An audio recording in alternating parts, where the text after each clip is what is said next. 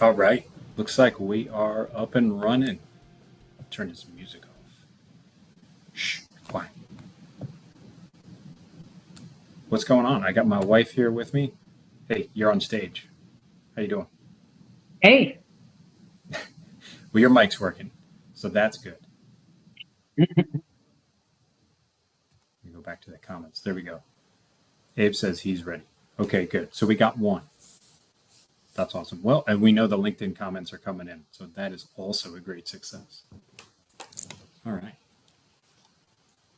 Aaron Miller's ready. Look at that. I know Aaron signed on. That's good. So that's good. I'm just checking to make sure I've got my phone over here to make sure I'm running on all platforms. Also, that I don't. There's Arthur Carlos. All right, Aplos in the house. What's going on, Arthur? Cool, cool. Okay, so I figured we just go ahead and kick it off. I'm not terribly practiced at this impromptu. Sweetheart, I love you, but I'm gonna take you off the stage there. There we go. Um, so I'm not terribly practiced at this impromptu uh, method here. Um, Actually, yeah, sweetheart, if you can handle some of the comments there, that'll keep me from getting distracted and off of my train of thought. I roasted Arthur last time. I don't think I roasted you, Arthur. I don't tend to roast people. I'm generally pretty nice. But yeah, so we're here tonight to talk about the Data Career Academy. And some people might be wondering, what the heck is even that? What is Data Career Academy? We'll talk about what it is we're offering. First thing you should know now, I don't like trumpet this for reasons that may be obvious, but I don't want people to sign up just because it's free. It is free. However, I don't want that to be the reason that you're coming. Yeah, look, there he is. The reason that you're coming to the course. I want you to come to the course because it's a worthwhile course. We got Tanya here who has already been through the first version of it. It has since been kind of upgraded and improved. But we've got Tanya here that can test to, I guess, how good or not so good it was the first time around. So Tanya, no pressure. But if you feel like answering questions or if you feel like jumping on, maybe I can push you a link and we can put you up on stage. But yeah, we've got a couple of people that did it the first time around, want to kind of come back for another go through, or are here to support, here to help out. And so that nothing could be a better testimony to the effectiveness of the course, of the fact that people want to come back, want to get more details from it, want to see an upgraded version of it, and can attest to what it did for them. So our academy came about because I saw a shortfall in the market. Why was there a shortfall in the market? Don't know, but the fact is that people in data analytics, we tend to get wrapped around the axle about the technical stuff, which makes sense because we're technical people, right? And so we love math. We grow up with math. What's great about math? Well, you can always get the right answer if you apply the steps in order, if you have good input data, and your process is sound. Well, you're always going to get the right answer. And confoundingly, we mathy people, we nerds, we technical people, we try to apply the same approach to getting a job. And it just doesn't work that way because getting a job involves a lot of people.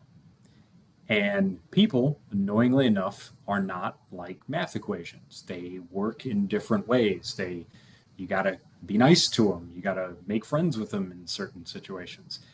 And those of us in data analytics, we're not always great at making friends and being nice to people. Just we expect them to be like equations, right? I hand you the good resume and it's in the proper process. I go in, I answer all the questions right, just like I did on all my tests in school, and I get the job. Doesn't work that way 9 times out of 10. And so I found this huge shortfall in the market. And I found that very few people were out there addressing that shortfall in any dedicated way.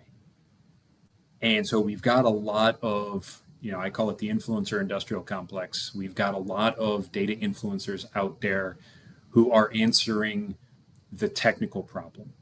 How do I upskill all of these people? How do I make you awesome in SQL? How do I make you awesome in Python? The problem is everybody else is also doing that.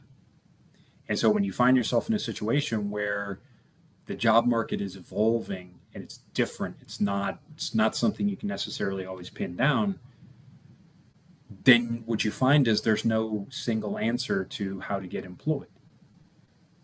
And so the just being better than everybody else at the technical things is not really a very good answer. You're not really differentiating yourself. So what I sort of set out to do was help people with the things that they're actually lacking, the things that actually are differentiators. What are those things? Well, we'll get into that here soon. April got to say. No wonder I'm screwed. You're not screwed, April. You just don't have the right answers yet. That's where I step in. Okay. So maybe I'll make that bigger, make me smaller. There we go. Okay. So what will you get if you decide to come out for the Data Career Academy? Now, I will let you know that it starts Tuesday. So like this coming Tuesday, June 3rd. And we'll get into more of the details in a minute here, but what are you going to get out of the course? And so touched on this already. The biggest thing is that gap. That those of us, Tanya can tell you, I refer to it sometimes as the chasm of lack. So the gap between you and the job that you want, what actually closes that gap? And what does that gap consist of? Our instinct is just, I need more skills. And might surprise you to learn that for most analysts, that's not the case, that they have all the skills that they need. We'll talk about that. The course is going to make your job search more efficient and more effective. I joked a little bit in some of the lead-ins for this course, and I talked about there's going to be a lot of people saying, oh, I missed it, or, I was working so hard. There's a ton of people out there that are kind of grinding in the data space, but they're working on all of the wrong things. And so I had a commander once in Iraq that famously told me, never confuse effort with results. And that stuck with me. And that's what I see with the vast majority of data analysts out there that have their green banners hanging on LinkedIn and they're hurting for work. The problem with them is they're working really hard at getting a job, but almost none of what they're doing is even remotely effective. And they have no idea that it's not effective. As Arthur says, yeah. And so teaching you what the employers are actually looking for. Hint, hint, it's not a bunch of nearly identical resumes where you maybe have one more SQL course than the guy and gal to your left and right. That ain't it. And then the last thing you're going to get is direction and purpose. And so another thing that people are generally lacking is they're on the hamster wheel and they're just spinning, and they're doing the same thing over and over again. And there's a famous saying about that that's just completely wrong, so I won't repeat it. But doing the same thing over and over again and expecting different results. What most people need is some kind of direction and purpose. So an actual plan to change the results that you've been getting, and then a way forward. In the time that I teach this course, I can't completely rework how you are, how you think, how you speak, all of those things.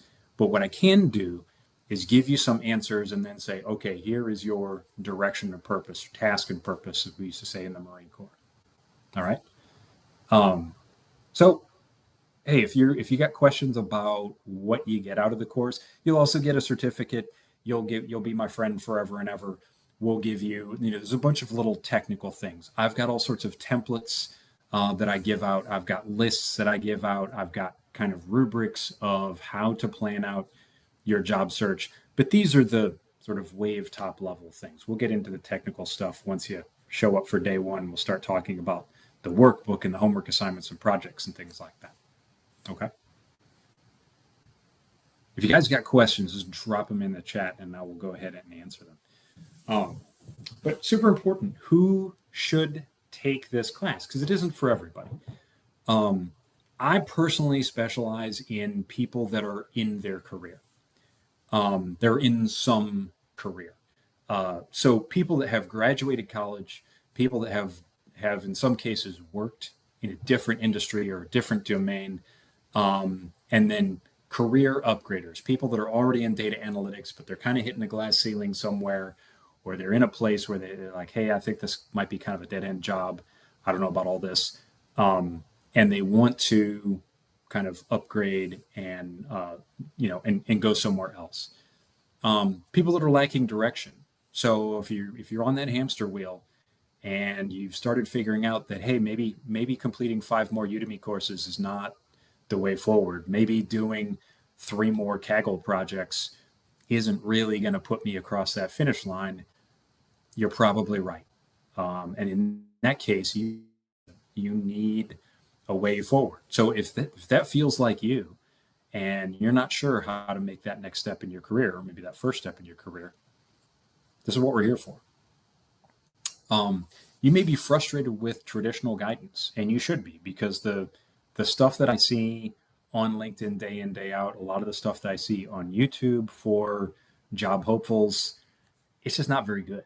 And I will talk a little bit here, talk a lot more in the course about the kind of big lies and the kind of generally accepted things that are out there that people believe that just aren't true. I'll talk a lot about the kind of mindset things that are holding you back. And so every segment of the course, we're going to talk about a different thing. We're going to talk about resumes. We're going to talk about LinkedIn profiles. And the first thing we're going to talk about is, hey, what are the things that we believe that just aren't true? What's the conventional wisdom out there that's not working for you? And how can we turn that on its head and find the nugget of truth out there that's going to work for us? And then we got to have people that are ready for work. I'm trying to develop this course better. Those of you that come back, Tanya, if you're coming back for a second run, I know that we have a couple others that took it last time that are coming back and want to see it again. We've upgraded some things, and I need you ready to work and ready to contribute and ready to tell me what you like and what you don't like and what works for you and what doesn't, because I want to get better at this training and at offering this to people. So I don't want bystanders. I don't want people hanging in the background. Last time we had a great core group of about 10 or 12 students that were just there for every class. They were asking questions. We were up till late every night. And, it was like 10 o'clock. I had to say, okay, we got to call it quits because I got to get some sleep for tomorrow. But yeah, so Arthur's got a question. And Arthur's question is, are there any additional application steps? What do I need to join you all on Tuesday? So Arthur, right now we don't have a full class as far as applications. I'm going to keep up the content machine for the next couple of days. But if you filled out the application, which is Love of My Life, if you can post that in the chat, it is the DC Academy. Here, I'll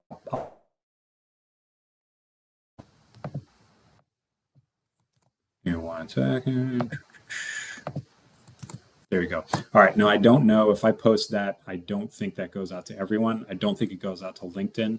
So if somebody can grab that and post it onto LinkedIn, and Sue, I know you can see it. So if you grab that, throw that out on LinkedIn in the chat, that would be super helpful.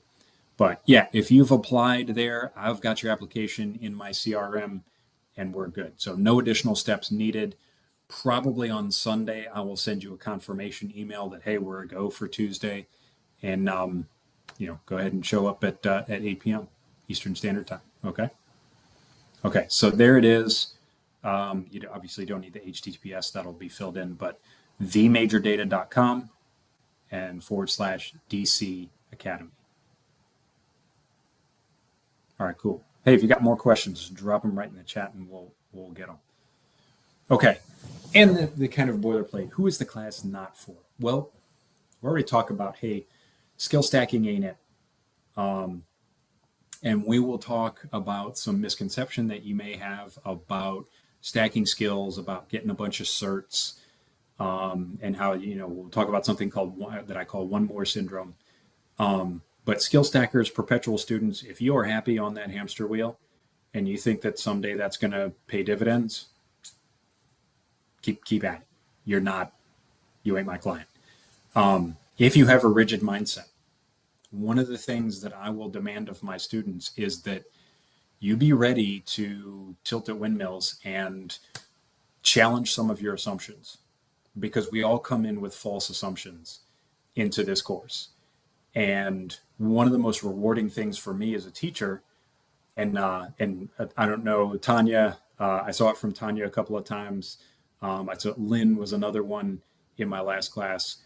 I would say something and I would see the kind of whoa face, the big eyes and the raised eyebrows, and that's when I knew, hey, I'm hitting home runs here, because that's me challenging assumptions and misconceptions that my students have about the job market and about the application process and the interview process. And there's a ton of it out there. There's so much bad information. And my mission is to dispel all of that bad information for everybody. So, rigid mindset, you're not for me. You got to come in mentally flexible. You got to come in ready to change. Because if you're coming to my class, chances are you're trying to change something.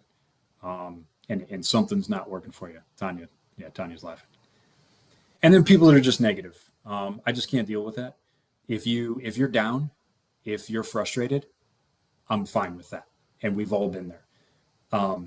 If you've been punched in the head 100 times and you've submitted 1,000 applications and gotten no screening calls, I get it. That's fine. What I can't deal with is people that are just kind of genetically negative, and they're out there. And we'll talk about them in class. But I can't work with a person like that. And trust me, I've tried. So as long as you've got a positive mindset, you're ready to challenge your assumptions, and you're ready to at least consider the possibility that what I'm offering is the difference between where you are and where you want to be, we're good. And at the end of the course, if you say, you know what, thanks for the memories, but that ain't for me, hey, no harm, no foul. And I appreciate you trying it and attending. Okay? But that's all I need. Okay. Let's talk about a couple of the misconceptions I was talking about. And yeah, Tanya giving the whoa face there. So a couple of things that really get me. And that first one right there is people's limiting language that displays their disbelief in their own ability and their disbelief in their skill set, and whether it's equal to the task, whether they can actually do a job. I hear this from people all the time, and it's something that drives me nuts, because I meet with my resume clients for an hour. Folks, 1 hour for most clients is barely enough for me to cover the things I need to fix your resume.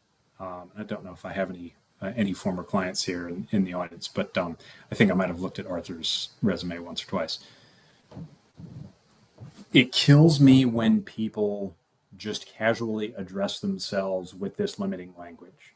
So when I ask people about their skills, or when I ask people about, how are you at this thing, or what did you do on this project, and I get all of these kind of meh, meh, meh, that language. I'm just, I only, all I did.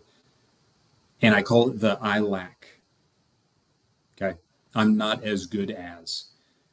And so one of the first things that we'll talk about in the class is having that self-belief that you are qualified for something, and that there's a job out there for you right now today, that you don't need to panic and scramble and take some over the weekend, like 18-hour Python boot camp, like not necessary.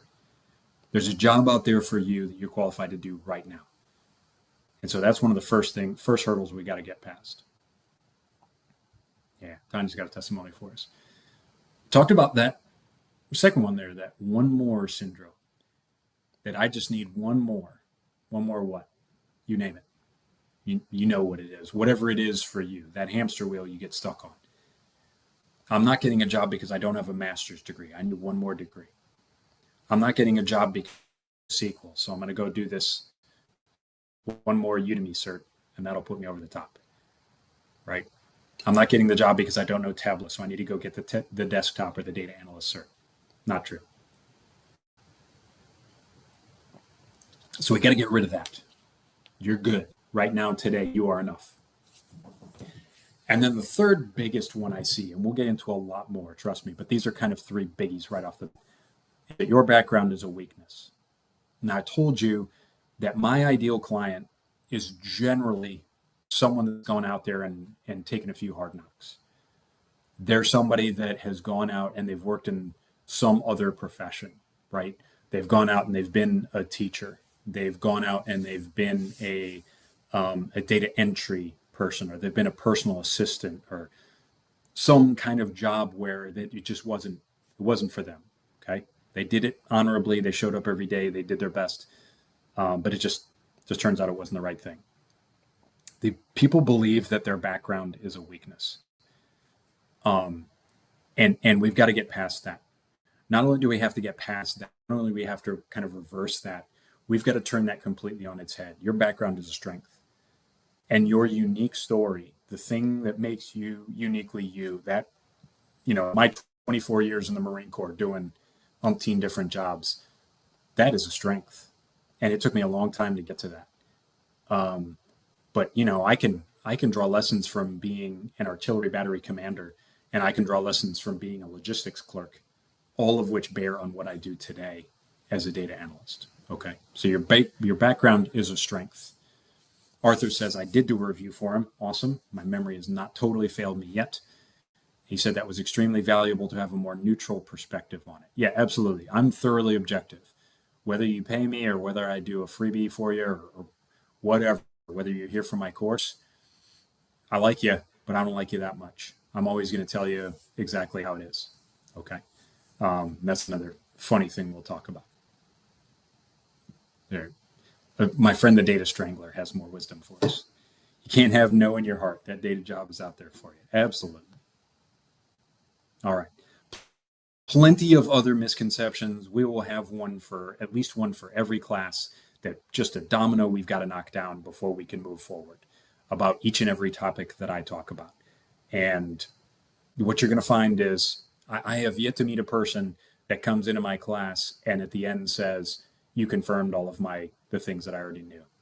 That doesn't happen. I can't even get through an hour on somebody's resume without blowing their hair back a couple of times. So, all right. And a lot of these misconceptions come from the lies, from the influencer industrial complex, right? You can't go on LinkedIn and doom scroll for 30 seconds without seeing this job market's crazy. It's crazy. It's lost its mind. What's crazy about it? There's nothing crazy about a job market where it's just weighted towards the hiring end or weighted towards the employment or the employee end. Things swing back and forth. Technology changes. We're in the tech sector, folks. Job market's not crazy. It's just not working in your. You just aren't seeing the man behind the curtain. So just remember, there's nothing wrong with the job market. You're just not getting a job right now. But when someone tells you, hey, the job market's crazy, what's that implication? That next one there, right? It's not your fault. Okay? Nothing you can do about it. Just rinse, lather, repeat. Just stay on that hamster wheel. Keep buying these courses from me. And eventually something's going to break for you. Not true. If it's not working today, chances are it's not going to work tomorrow. And all of the persistence and diligence in the world, while totally admirable, is probably not going to help you. Something's got to change. You've got to approach the problem differently, or that crazy job market is just going to keep seeming utterly incomprehensible to you. My Marine mentor tells me to make them tell you no instead of telling it to yourself. Yep, absolutely. like the guy or gal already, Tanya. Absolutely. Don't self disqualify. Don't don't diminish your own abilities. Tell it like it is. All right. And then job qualifications are arbitrary or unfair. I love this one because it can convince, that way an influencer can convince anybody, just keep putting in for those jobs you're not qualified for. Why? Oh, those requirements don't mean anything. They're looking for a unicorn. They'll settle for, no, don't believe that. The job description describes the qualifications for the job 9 times out of 10. Okay. So all of these things, while they may be comforting lies and they may make you feel better for about 5 seconds, they're all going to crush your efforts. Why? Because they all sum up to number two there. It's not your fault. Just keep doing what you're doing, man. Okay. You see how that kind of suckers you in. So we got to get past that. All right. Here's the details of the course itself. And if you got questions about this, or if I've forgotten to put something on the slide, this is the first time I've done this AMA format. So I may have kind of thrown it together somewhat hastily, but the details of the class, now we're going to do 3 weeks of content and we're going to do 3 classes per week. They are all on weeknights. Last time we taught the course, I did all the classes Tuesday, Wednesday, Thursday. That was out of necessity because of other requirements I had at that point. My plan is to do that again. However, again, I do have some other commitments. So the first week will definitely be Tuesday, Wednesday, Thursday. The second week, we may have to flex a little bit. We may have to start on Monday. Okay. But I do try and keep it consistent because I know people have, like me, people have other commitments. So I will bend over backwards to try and keep those class dates consistent. The times will not change. Okay. It's going to be 8 to 9:30 p.m. Now, I've already had to disappoint 1 or 2 friends in the UK because that gets like crazy late for them. We're kicking off at 1 a.m. their time and they can't swing it if they've got regular jobs. I get it. However, 8 p.m. is the best I can do because I really, really want to make it as inclusive as possible for my core audience, which is here in the US and Canada. So 8 p.m. on the East Coast, we're starting 5 p.m. on the West Coast. That way, all of my this hemisphere time zones can participate at non-working hours. And I know a lot of the people in the audience do have full-time jobs, just maybe not the ones that they particularly want. Yeah. Every coach struggles with getting people out of their negative mindsets. It's if that was easy, nobody would need coaches. But yeah, Abe and I talk often about things like that. The mindset, it's a killer. Okay, and we'll talk about the kind of the what's involved in the class, what we're teaching. But there you go. So plan is first week at a minimum. It's going to be Tuesday, Wednesday, Thursday, starting at 8 p.m. Eastern Daylight. Last time I said it would be 8 to 9. This time I'm going to put out there it's 8 to 9:30 because most of the classes we ran about 90 minutes. If you haven't figured it out already, I can talk quite a bit about these topics. Okay, we're half an hour in. So most of the classes I was somewhere between 60 to 90 minutes of content. And then God bless that cohort last time. The 10 or 12 core students that I had, they kept me and the wife up till 10 p.m. every night, it felt like, with questions. And that was amazing. You know why? Because their questions made this class better.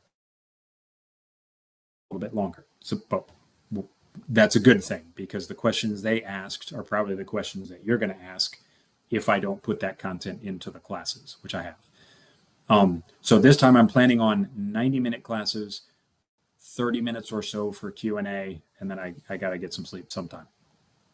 But yeah, so the plan is 3 June, which is this coming Tuesday, is our first class, and our final class will be 2 weeks from that Thursday. So the Thursday of the 3rd week, which is 19 June. Reserve the right to flex that slightly. I will try to keep it as consistent as possible. Folks had he talks a lot. Yes, I do. Sometimes about certain things. Sometimes I'm pretty quiet. But anyway, okay. So let's talk about, if anybody's got any questions about the setup, hit me now or whenever. This session is for you. But here's the basic construct of the class. So week one, I like to call it "Who are you?" And I'll probably put like a Who graphic up on the screen, and or like some CSI stuff or something.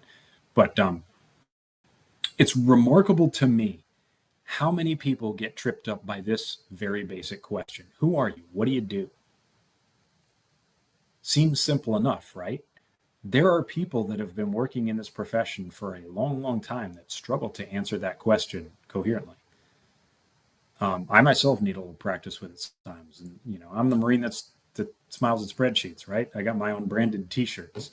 Still kind of remarkably challenging to answer that question effectively.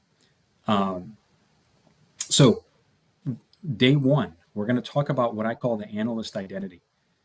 And we're going to string together just a couple of pieces of information. We're going to knock down a lot of those misconceptions. And we're going to talk about the most important mindset thing to get through, and that is, who are you and what do you do? Okay. Abhinav says, totally get you. Easy for people to fall into that mindset. Honest conversations like this one help shift perspectives. My pleasure. Yeah. Roni says, where are the classes? And, oh, look at that.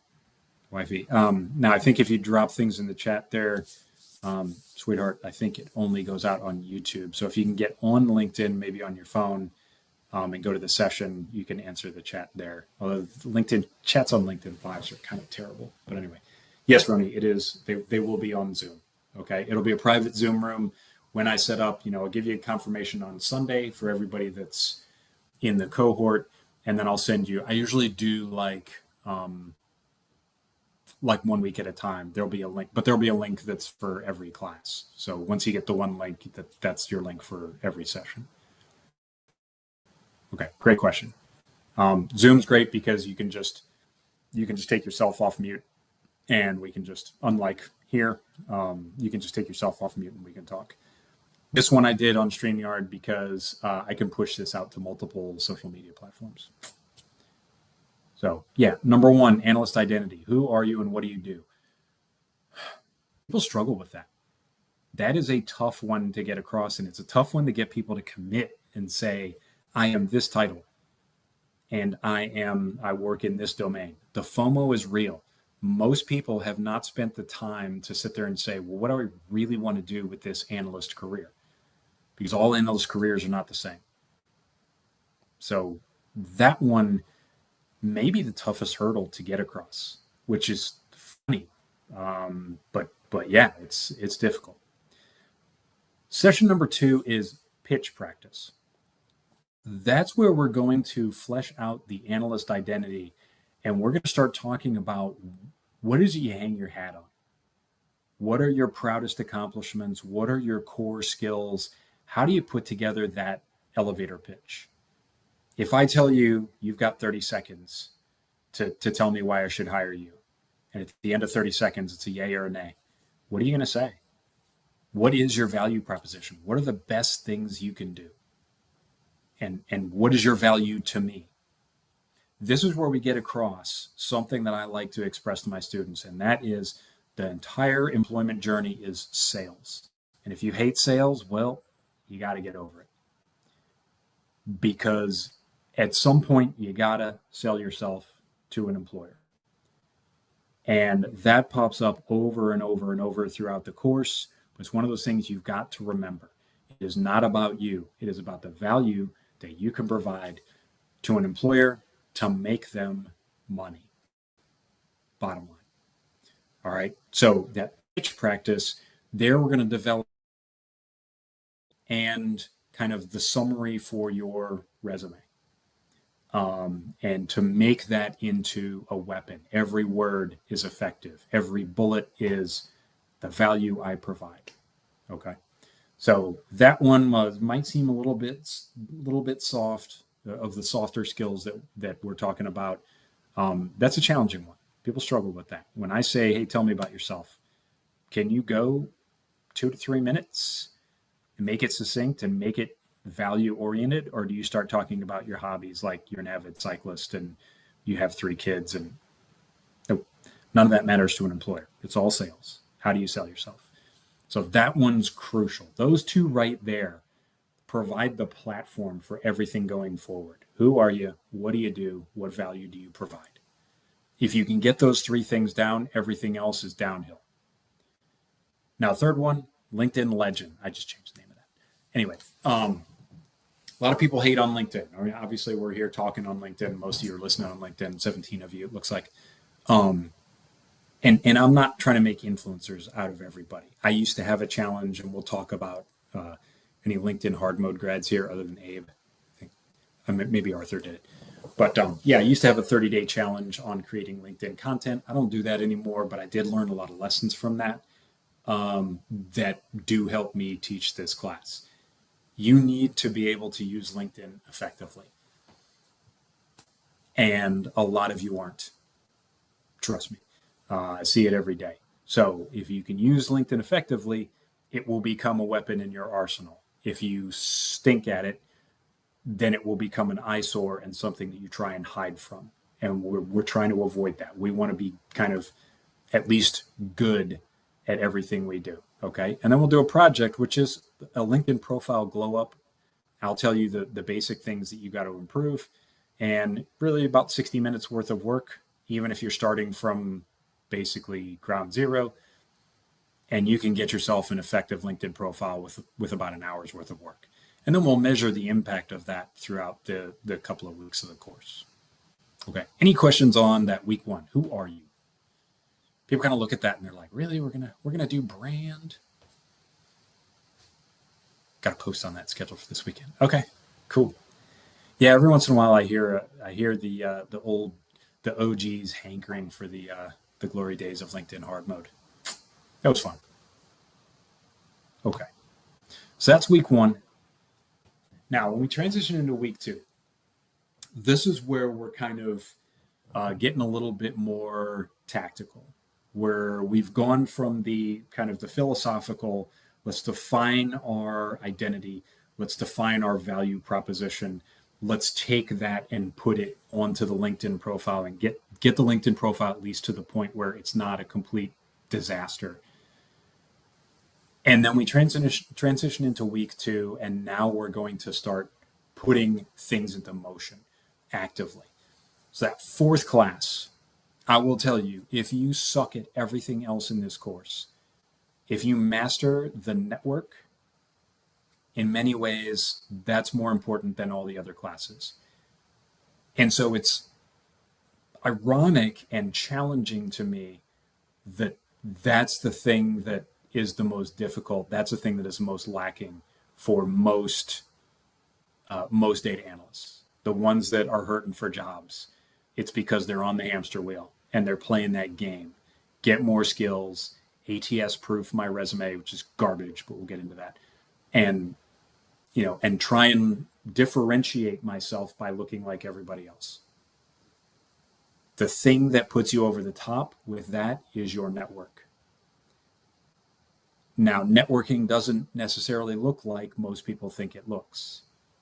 And so we've got a lot of negative assumptions and misconceptions and lies out there about the network that we've got to knock down. And networking today doesn't look like it did 10 years ago. And so we've got a lot of kind of new concepts to introduce that people may not be familiar with. So that's a crucial one. That class number 4 is going to go 10 o'clock might be best case scenario for us to stop talking on that 4th night. But it is what it is. And it's the most important class. So if we devote the most time to that, muy bueno. Now, the 5th one, near and dear to my heart, the resume revamp. Y'all know resumes are my jam.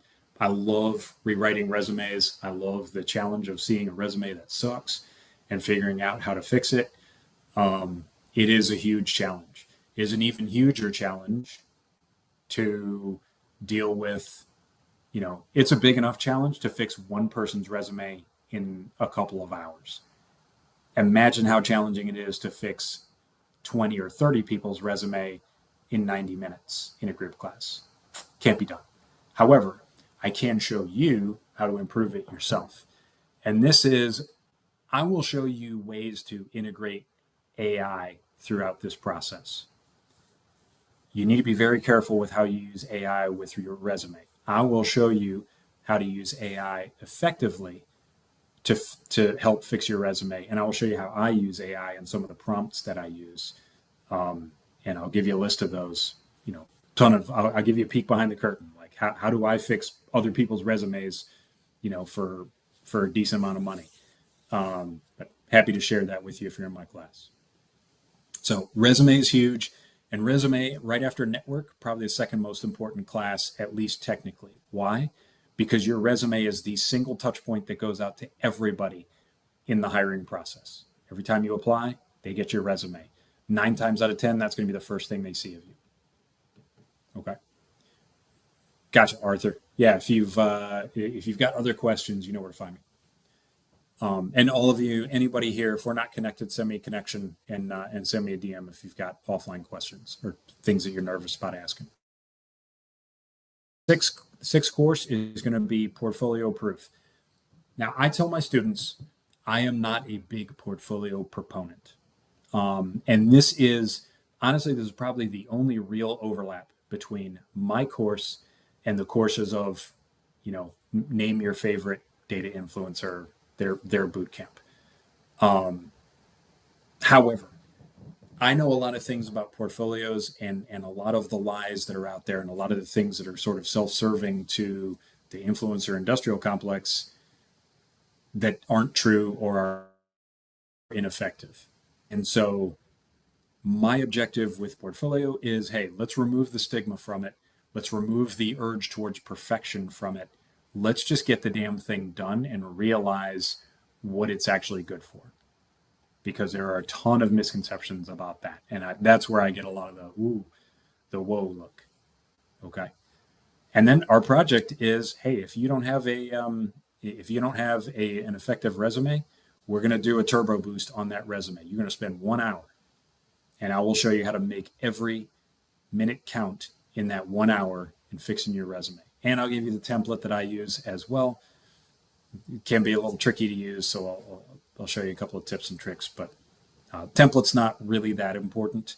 ATS proofing, trust me, really is not that important either. Effective wording and effective appearance is important. Okay. And that is the second week. So we'll work on the resume. Now you can also work on your portfolio. I'll show you how to do that. But last time I assigned homework for that, nobody did it. So we'll go ahead and we'll move on that. And then week 3, this is our last week. And this is where we get into the job hunt itself. So we've kind of set up all of the dominoes.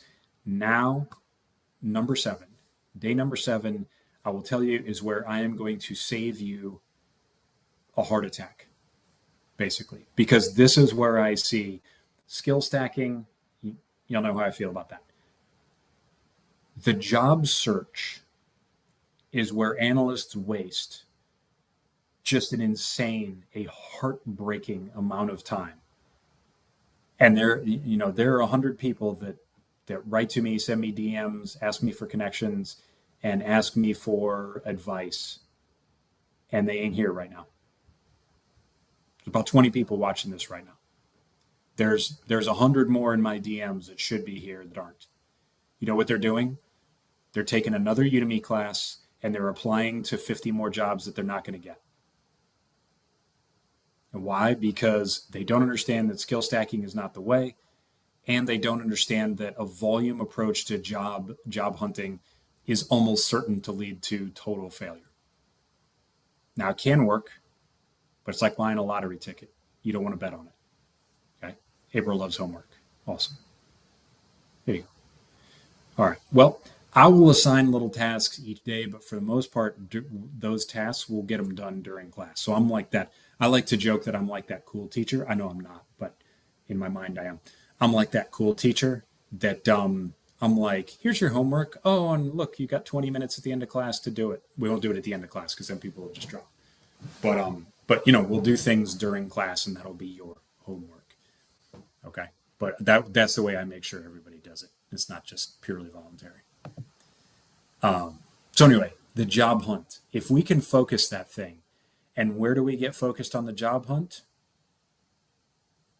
All the way back here, day 1 and 2. If we know who we are, where we want to work, what our value proposition is, then the job hunt becomes a whole lot more focused. So if we can focus that, I will save you so much time that you will sit here, you will probably weep during that class, thinking of all of the time you wasted before in your job searches. Okay. So job hunt, how are we going to do that? How are we going to make that efficient and effective? And I'm telling you, you will be so laser focused on the jobs that you actually can get and the jobs that you actually do want that you will rue the time you spent before on jobs you couldn't get and didn't want. Because that's the vast majority of what you apply for now. I guarantee it. Okay. Then number 8, we got to get to interviews. All right.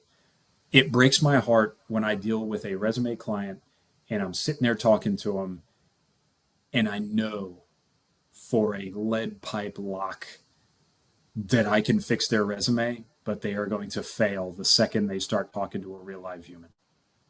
It's heartbreaking. But I only got an hour with these people. So I give them what I can. I try to give them 5 minutes of a little pep talk, maybe a little more in an email or something, have a little follow. But there are clients that I know they need coaching on the way that they speak and the way that they present themselves and the way that they synthesize information. It's just not effective. So we need to work on that. And I need to devote an entire class to that, right? So you got to hit all of these wickets.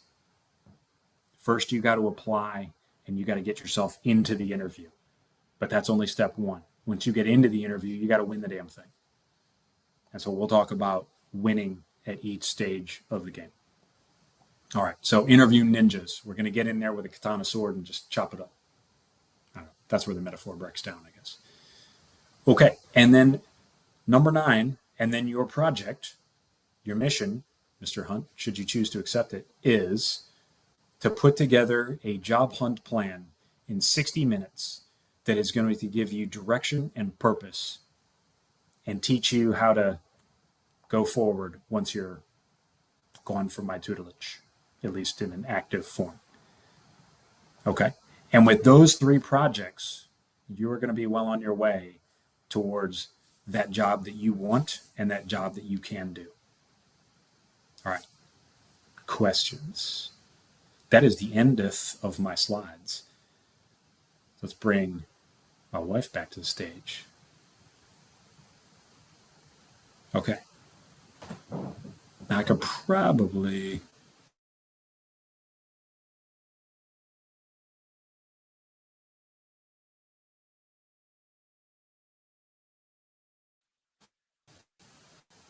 dang it. All right. So we're on vacation. And there we go. So I posted the StreamYard link out on YouTube. Let me see if I can do it on LinkedIn. I put it on I'm just gonna check LinkedIn. my LinkedIn. You did? I put it, yeah. The StreamYard link Yeah. Oh, or the application? Okay. no, it was the data. Never mind. Yeah, here, I'll throw it on LinkedIn. I want everybody to have the StreamYard link because if someone wants to like come up and just chat, we can invite you in. So there it is. Type it in on show. There we go. So we're actually on vacation at the Jersey Shore, so you can probably see the slight sunburn I got, and we're background is a little different, like beach vibe here.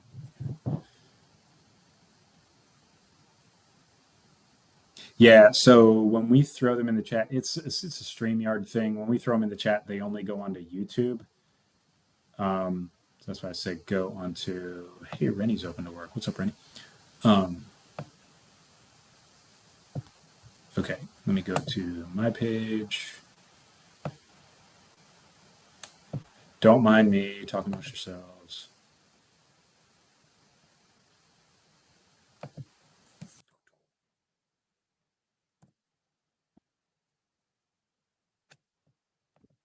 Oh, I don't know if it came up. Let's try it again. Nope. Oh, it's not coming up. Silly thing. Oh well.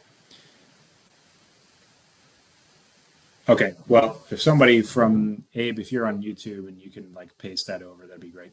But if not, oh well. But yeah. So, any questions you got left? I mean, I know I scheduled this thing until 9, but there you go. Thank you, Tanya. Awesome. Um, so yeah, if someone wants to like come join us on the stage, you can just sit here and ask your questions verbally, like out loud. If not, throw them in the chat.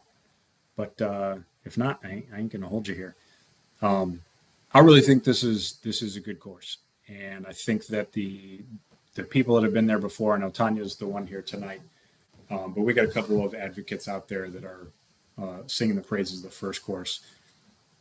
Me personally, I only saw the flaws because that's just how I am. Even though I tell my students to quit being such perfectionists, I find it difficult to avoid that myself. But okay.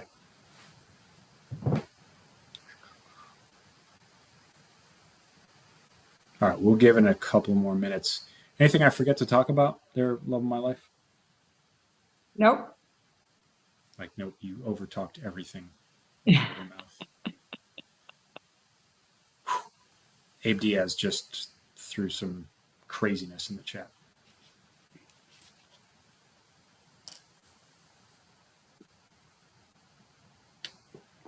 Abe, the technical expert. There you go. Oh, there it is. Okay.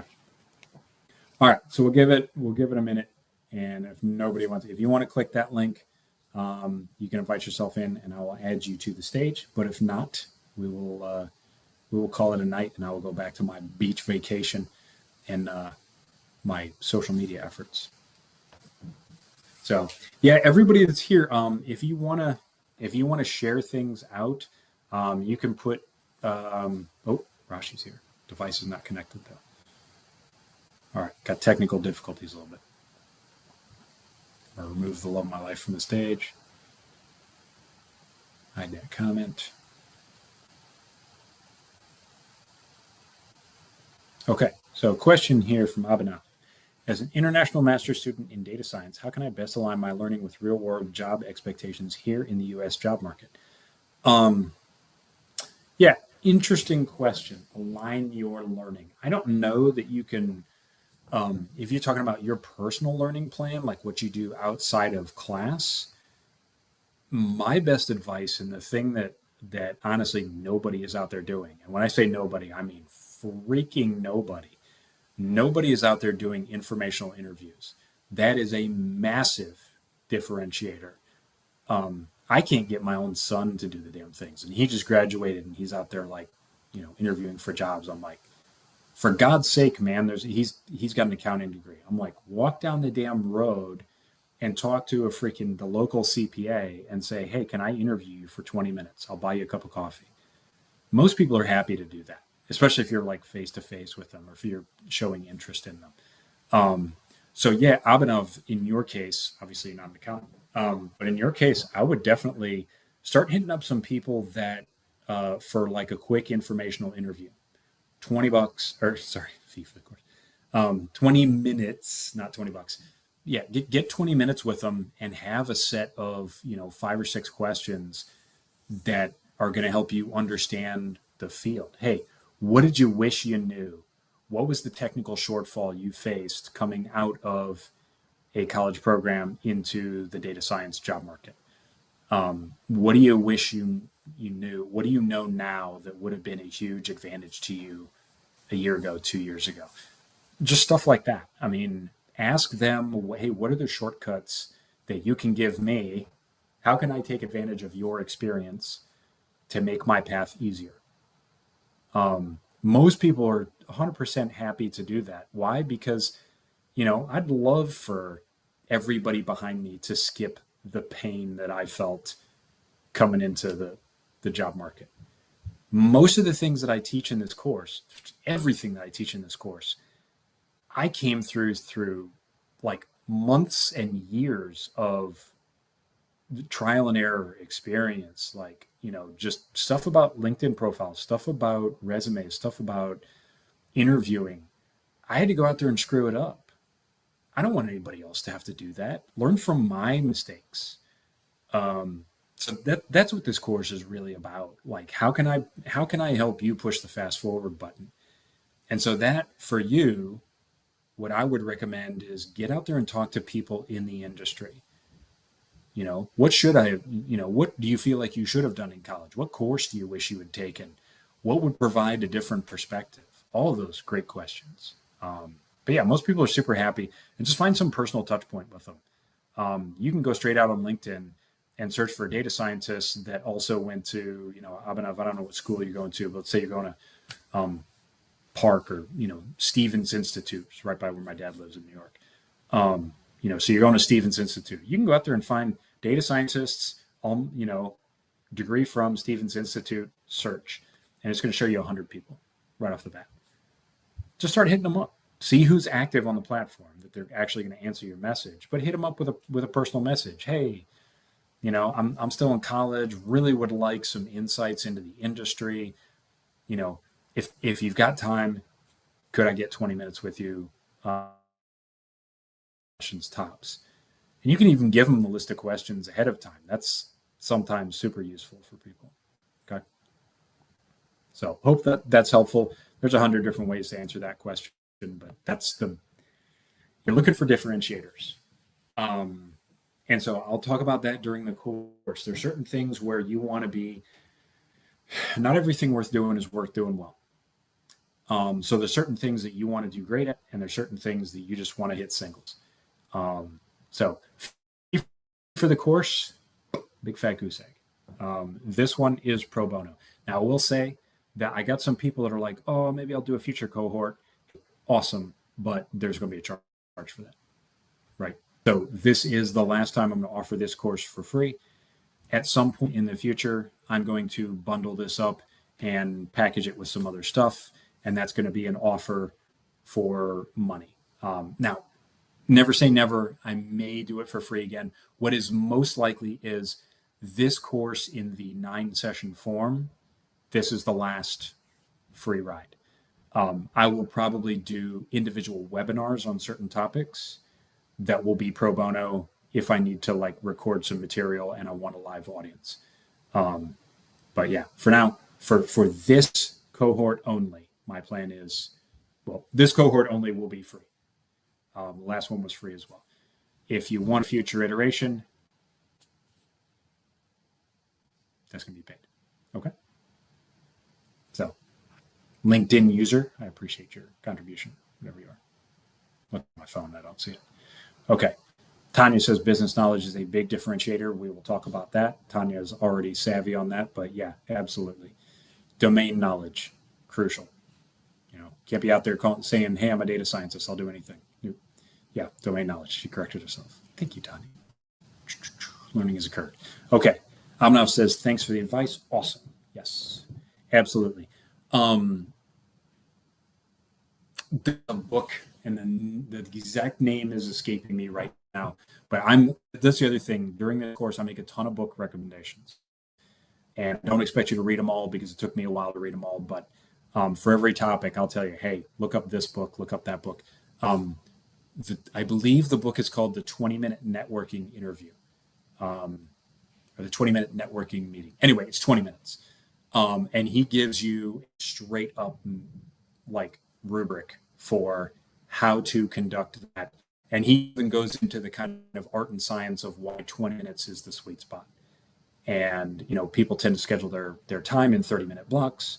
If you say 20 minutes, they've got a little buffer on the front and back. You can squeeze in one more question if they're willing to stick to the end of the 30 minutes. It's kind of the magic number. But yeah, one of the big things he talks about that stuck with me is at the end, the last question you ask is, can you refer me to 2 more people that that could provide some additional insight, or that would would be willing to meet with me. Game breaker. You want books out there that are just going to blow your mind and fly in the face of your assumptions, and that's one of them. 20-minute networking meeting, I believe is the name. But yeah. Okay. Absolutely agree. Realizing more and more business context can elevate the impact of any analysis. Yes, sir. We will talk about that. We'll talk about that in Portfolio Day. Hunter. What's up, Hunter? Connected with Hunter recently. Congratulations. Hunter just graduated. What are some common mistakes people make during interviews that you feel can be avoided? OC Hunter, you are getting into class material now. But this isn't Ask Me Anything, although we are at 9 o'clock. So common mistakes people make during interviews that can be avoided. How much time we got? Probably be quicker to say, what do people do right during interviews? The biggest one, and so I'll give you one, and this is the biggest one that I think is just an absolute killer. At the end, when they say, do you have any questions for us? Most people say, nope, you got them all. You just lost the job. Mark my words. Now, there's 100 other things, but that one is a killer. When the hiring team, when the interview team asks you, what do you have any questions for us? They expect you to ask questions. And trust me, until you walk out that door, the whole thing is the interview.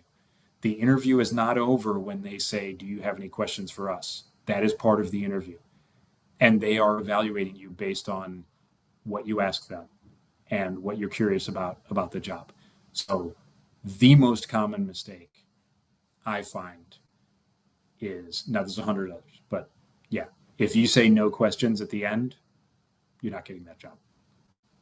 Lead pipe lock. Okay. So make sure, but we'll talk about that, and we'll talk about what are good questions to ask at the end of the interview. But yeah, there's a couple of kind of mortal sins for an interview. That is awesome. Awesome. Cool. Looks like Rashi still can't get his technical stuff sorted out, so maybe we won't have any guests on stage. Okay, Tanya needs to drop. That's cool. We will kind of call it quits here. I think that looks like the LinkedIn crowd has started to dwindle, although props to everybody sticking it out there. But yeah, absolutely. All right, so we'll give another kind of long drink of water here. See if anybody's got to ask another question. Absolutely, everybody connect with Tanya. Tanya's a great connection. Super cool. She was a great member of the first cohort. Really had a good time with her in class. Okay. We have reached the 9 o'clock hour. Oh, Hunter snuck one in. Awesome. Thank you. You're welcome, Hunter. Okay. What does Orion 423 have to say? Just joining. If you already answered, I will watch the replay. Okay. How important is a bachelor's degree with zero experience? I mean, it's important if the job requires it. If the job says must have a bachelor's degree, well, you must have a bachelor's degree. Now, we're seeing fewer and fewer that actually say that. Ronnie, we're seeing fewer and fewer that actually say that in the job requirement. My last place of employment, they did not, for any entry-level job, they did not require a bachelor's degree. Now, they wanted some experience, so they weren't generally hiring people straight out of boot camp, although they did from time to time. Yeah, bachelor's degree with zero experience. I mean, should probably have one or the other. And then he clarified in data or IT. That is generally not necessary. That's one of those things on a job listing where a lot of times you'll see how specific they want that degree. So you'll see on there, they'll list like, bachelor's degree in statistics or computer science or math or economics, or, once they give you a list that long, or related field, once they toss that in there, they don't 100% care what your degree is in. Awesome. Cool. Yep. We'll see you there, Abhinav. And Orion 423, whatever your real name is. Maybe that is his real name. Who knows? Yeah. Awesome. So we are going to call it here. I think that'll be our last question. Great set of questions, folks. And we will, follow my content on LinkedIn. There'll be more information about the course. And then for those of you jumping into the pool, happy to have you. And we will see you on Tuesday. You will hear from me. If you've applied already, you will hear from me on Sunday, confirming that we're moving forward and you're part of the cohort. And we'll get further instructions on how to participate. Okay. All right. Well, everyone, except for Fidelis, I'll talk to you later.